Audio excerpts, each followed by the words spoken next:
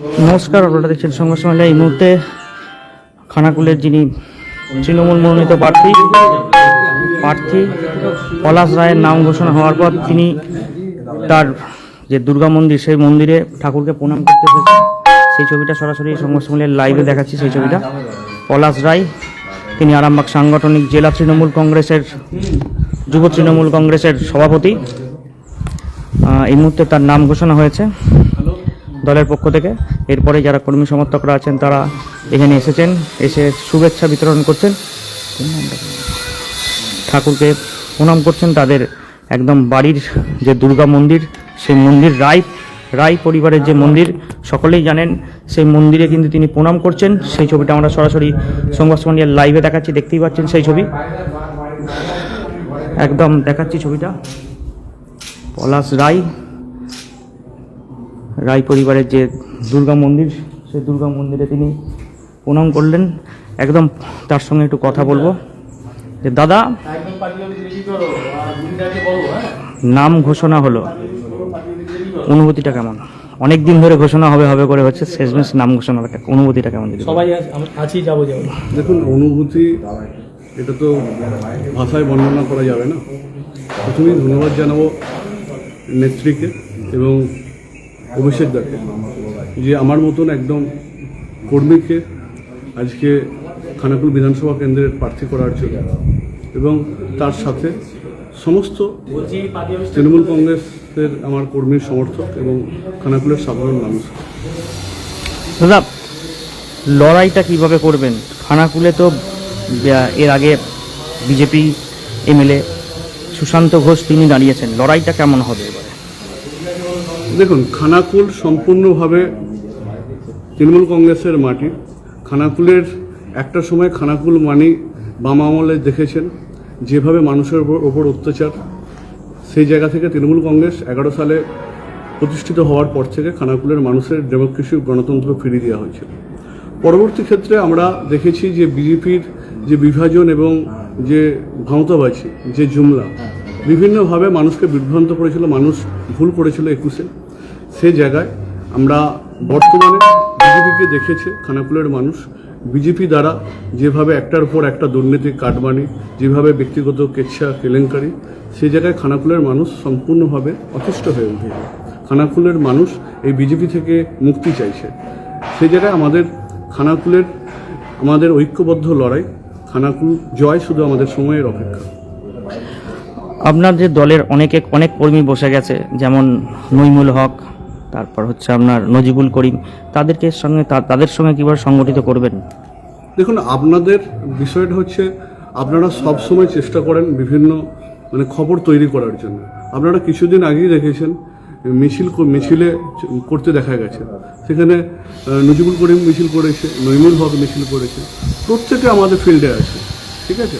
তা আমাদের প্রত্যেকে বিভিন্নভাবে মিছিল, একটা জায়গায় তো সবসময় বিভিন্নভাবে জনসংযোগ, কোথায় উন্নয়নের সংলাপ চলছে, কোথাও মিছিল চলছে, কোথাও বা আমাদের যে বর্তমানে 15 বছরের রিপোর্ট কার্ড আমরা ডোর টু ডোর করছি। দেখবেন সমস্ত স্তরের লিডার কিন্তু খানাকুলে ফিল্ডে আছে। কত ভোটে জেতার আশাবাদী? কত হাজার ভোটে জিতবেন? খানাকুল, দেখুন, খানাকুল রেকর্ড মার্জিনে জয় হবে। তা আমাদের যেটা এক্সপেকটেশন, আমরা এখন পর্যন্ত যেটা খানাকুল ঘুরে বুঝেছি, যে খানাকুল 30,000-এ খানাকুল এখন আমরা বুঝেছি যে 30,000-এ খানাকুল জিতছে। এই 30,000 যদি 50,000 হয়ে যায়, সেটা কিন্তু অবাক কিছু থাকবে না। কারণ খানাকুলের মানুষের সঙ্গে আমি কথা বলে দেখেছি, খানাকুলের প্রত্যেকটা অঞ্চলে, প্রতিটা বুথে আমি জনসংযোগের মাধ্যমে মানুষের সঙ্গে কথা বলেছি। সে সমস্ত রেকর্ড হয়তো ব্রেক হয়ে যেতে পারে খানাকুল। নতুন চমক কী থাকবে দাদা প্রচারে? দেখুন, খানাকুলের আমাদের রাজ্যে যা উন্নয়ন, ডেভেলপমেন্ট রাজ্য সরকারের হাত ধরে হয়েছে, পরবর্তী পর্যায়ে খানাকুলের ক্ষেত্রে আমরা অবশ্যই খানাকুলের জন্য আমরা যে নির্বাচনী ইস্তাহার, সেটা আমরা অবশ্যই তৈরি করব। তার জন্যে যেমন আমাদের খানাকুলের ব্রিজ আছে, খানাকুলের যে হসপিটাল, হসপিটালকে স্টেট জেনারেল হসপিটাল, রাজা রামমোহন রায়কে নিয়ে যে দাবি আছে ওখানকার, যে একটা প্রান্ত নিবাস থেকে শুরু করে আরও বিভিন্ন, এটাকে সুন্দরভাবে অলরেডি হেরিটেজ ঘোষণা করা হয়েছে। এবং খানাকুলে কৃষি প্রধান এলাকা, সেখানে বহুমুখী সবজির জন্য হিমঘর, এবং খানাকুলের যে রাজাটির যে একটা স্বর্ণ ব্যবসায়ীদের যে রাজাটি একটা কেন্দ্র, একটা সময় খুব গুরুত্বপূর্ণ জায়গায় ছিল, সেই জায়গাও আমি ওখানকার ব্যবসাদারদের সঙ্গে কথা বলবো। এবং বর্তমানে যে ঘোষপুর সংলগ্ন এলাকা, সেখানে জরি শিল্পটা একটা মানে শিল্প, সেই জায়গাও সেখানেও কীভাবে ডেভেলপমেন্ট করা যায়, কাজ করা যায়। আমি খানাকুলের সমস্ত স্তরের মানুষের সঙ্গে আমরা মানুষের মতকে গুরুত্ব দেব, তাই খানাকুলের মানুষের সঙ্গে কথা বলে আমরা খানাকুলের আগামী দিনে যে কাজ, সে কাজ আমরা স্থির করব।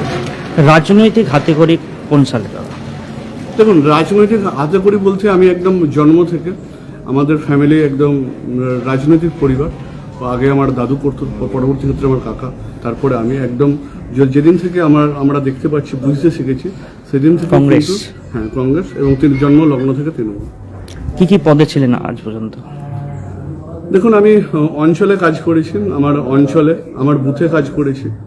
আমার অঞ্চলে বুথে আমি ছাত্র অবস্থায় তৃণমূল কংগ্রেসের সঙ্গে তৃণমূল ছাত্র পরিষদে কাজ করেছি। পরবর্তী ক্ষেত্রে আমি আমার ব্লকের যুব সভাপতি হয়েছি, আমি আর মায়াপুর 2 অঞ্চলের উপপ্রধান হয়েছি।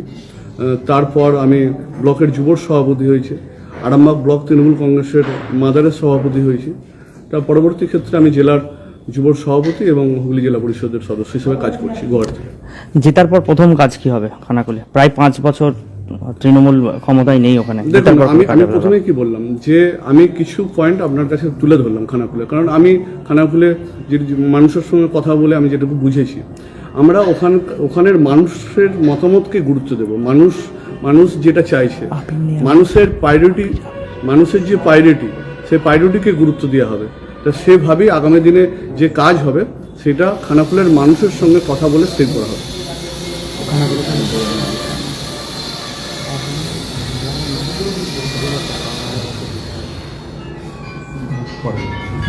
আমরা পলাশ রায়, তিনি কিন্তু অনেক দিন ধরে কিন্তু রাজনীতি করছেন, আমরা কিন্তু এটা এর আগেও দেখেছি।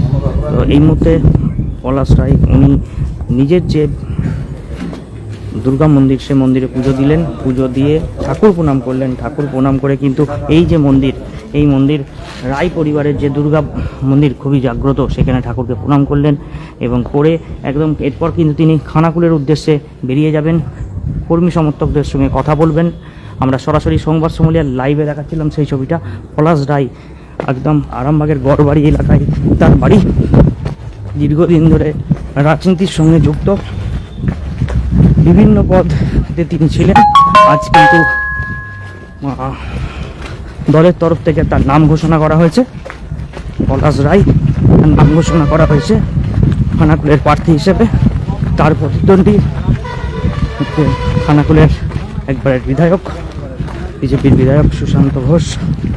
এখন দেখাচ্ছি, দেখাচ্ছি সরাসরি ছবিটা, দেখতে পাচ্ছেন সেই ছবি, সরাসরি সংবাদ সম্মেলনের লাইভে দেখতে পাচ্ছেন সেই ছবি দেখাচ্ছি। এই মুহূর্তে সেই ছবি তুলে ধরার চেষ্টা করছি, দেখতে পাচ্ছেন। এরপর তিনি খানাকুলের উদ্দেশ্যে বেরিয়ে যাবেন। আমরা কথা বললাম সরাসরি পলাশ রায়ের সঙ্গে, তিনি কি জানালেন। তিনি আশাবাদী প্রায় 30,000 ভোটে ব্যবধানে তিনি বিজেপির যে প্রার্থী তাকে হারাবেন। এতক্ষণ আমরা সংবাদ সম্মেলনের সরাসরি লাইভ দেখছিলেন, পলাশ রায়ের বক্তব্য শুনলাম আমরা সরাসরি লাইভে। এখন এই পর্যন্ত, পরবর্তীকালে আমরা বিভিন্ন খবরাখবর এবং বিভিন্ন প্রার্থীদের খবরাখবর নিয়ে আমরা হাজির হব। তিনি পলাশ রায় এখন এই মুহূর্তে গড়বাড়িতে আছেন, গড়বাড়ি তার পার্টি অফিস কার্যালয়, এখান থেকে কিন্তু বেরিয়ে যাচ্ছেন খানাকুলের উদ্দেশ্যে বেরিয়ে যাবেন। আমরা এখানে আরও এক যুব সভাপতি, আরামবাগ টাউনের যুব সভাপতি, তিনি কিন্তু একবার সন্ধ্যা এক মিনিট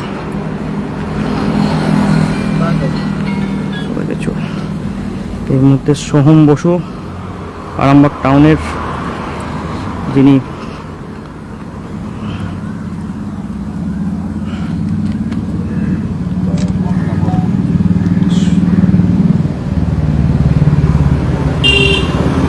এই মুহূর্তে সোহম বসু গলায় মালা দিচ্ছেন। হ্যাঁ, হ্যালো, বলছি আজকে আমি রাজহাটি যাচ্ছি এখন, ঠিক আছে?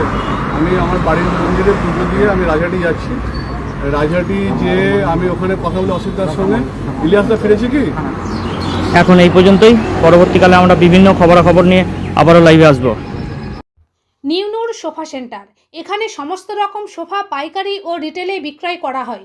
সমস্ত সোফা নিজস্ব কারখানায় তৈরি করা হয়। প্রোপাইটার হানিফ হোসেন খাঁ ও রুহুল হোসেন খাঁ, বড়ডোঙ্গল হাটতলা সিনেমা হলের সন্নিকটে, হুগলি। যোগাযোগ 7797170093 এবং 9382003105।